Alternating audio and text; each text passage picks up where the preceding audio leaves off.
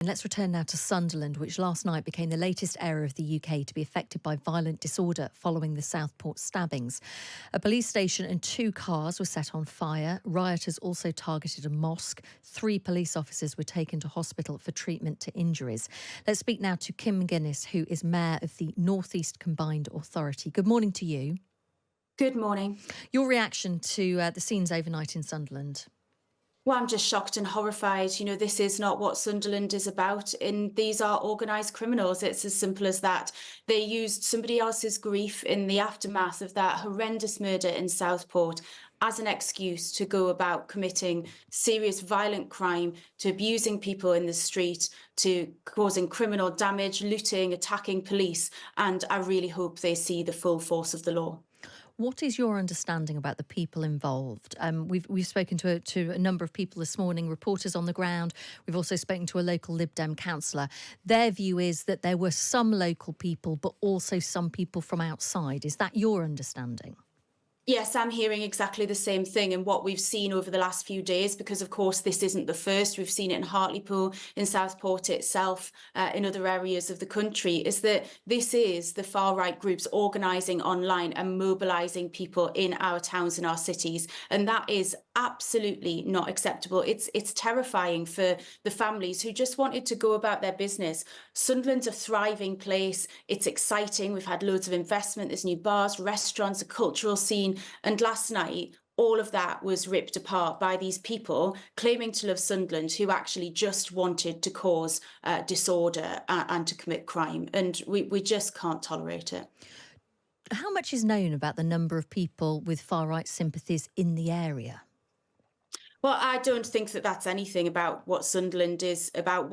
I've been very reassured in the last 24 hours and really encouraged by the thousands, and I'm not exaggerating, thousands of people who've contacted me on social media, sent me messages, who've gone and posted online, who are there now in Sunderland joining the clear up, who are saying, these people don't speak for us. This is not how we feel. We are warm and friendly and inviting and diverse. And that is what Sunderland's about. So I don't think that Sunderland can be associated with the far right. I think it was chosen by a group of online organised criminals online to organise this really horrendous criminal event last night. And now we need to move on and make a clear stand that this is not what we are. There have been some suggestions by people that actually the way to tackle this, because obviously it's not just in Sunderland, it's been seen in different places across the UK since Monday, that maybe we need to understand the motivation of these people and what is behind this in order to combat it, to stop it, to make sure it doesn't carry on. Are you of that view, or do you dismiss this as just far-right thugs who just wanted to go out and have a fight? Look, all sorts of people have all sorts of concerns about things and issues that they care about. And there are ways and means by which to express those views. This isn't it. I don't think that there was any overarching ideology to last night's rioting other than exactly that. It was organised far-right rioting, it was thuggery, it was crime, it's caused a significant amount of damage, it's hurt the police. I'm very grateful to them for standing between communities and criminals and violence, but they shouldn't have to do that. So whilst I'm all about hearing people's views, I'll always defend the right to peaceful protest. I don't think that that's what this was last night. How concerned are you about repetition of this in Sunderland? I'm concerned about repetition of this everywhere. We've seen these groups now circulating a list of places that they want to cause crime and disorder. They obviously do it on the auspices that it is going to be peaceful protest, but we can see demonstrably that that's not what's happened in the last few days. I think that's a real concern. I hate the idea that families, that mosques, that communities, that shop holders and retailers feel frightened to open their premises, to go to worship, to spend time in their town centres because these people want to run riot, and we need to be prepared for that. And I've spoken to the Home Secretary in the last 24 hours. I know that she's committed to making sure that these people feel the full force of the law, and that's what I want to see as well.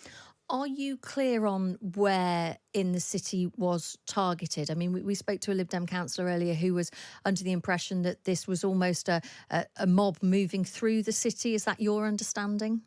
Yeah, I mean, I wasn't in Sunderland last night. I was at home seeing what other people were seeing on social media and getting updates. But yes, you know, they congregated outside the City Hall, which is obviously the council building. But you can see the damage running throughout Sunderland city centre. And of course, there was very well publicised a move towards a mosque, which was protected both by police and by residents. And it's just something that people shouldn't have to think about. It is really, really dangerous, this kind of trend of organising. And I want to see that nipped in the bud online. You know, social media companies have got a lot to answer for in helping this disinformation and the organisation of this to spread. And I want to see that stop today, as we now need to move on to a phase where we say, right, look, this is not what Sunderland's about. It's not what Britain's about. And we need to be really clear that we stand very, very strongly against it, and that those who participate will be dealt with.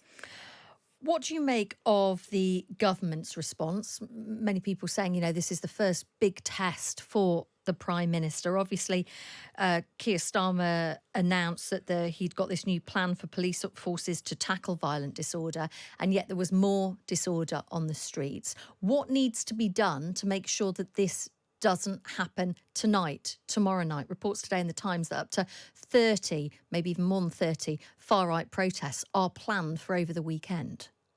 Well, I think that the Prime Minister's responded very strongly to what we've seen earlier in the week and said very clearly that it will not be tolerated, made it very clear that this is not peaceful protest. It's not protest at all. It is in fact violence and thuggery. And I hear that same message from the Home Secretary. The police need to be supported to deal with it, and need to put out a very strong response. I think that's what Northumbria did last night, and they've made 10 arrests so far. I'd like to see significantly more of those when they start to identify the people who are responsible. But we have to be clear. I'll defend anyone's right to peaceful protest, but that's not what this is, and it can't be treated as though it's what it's going to be.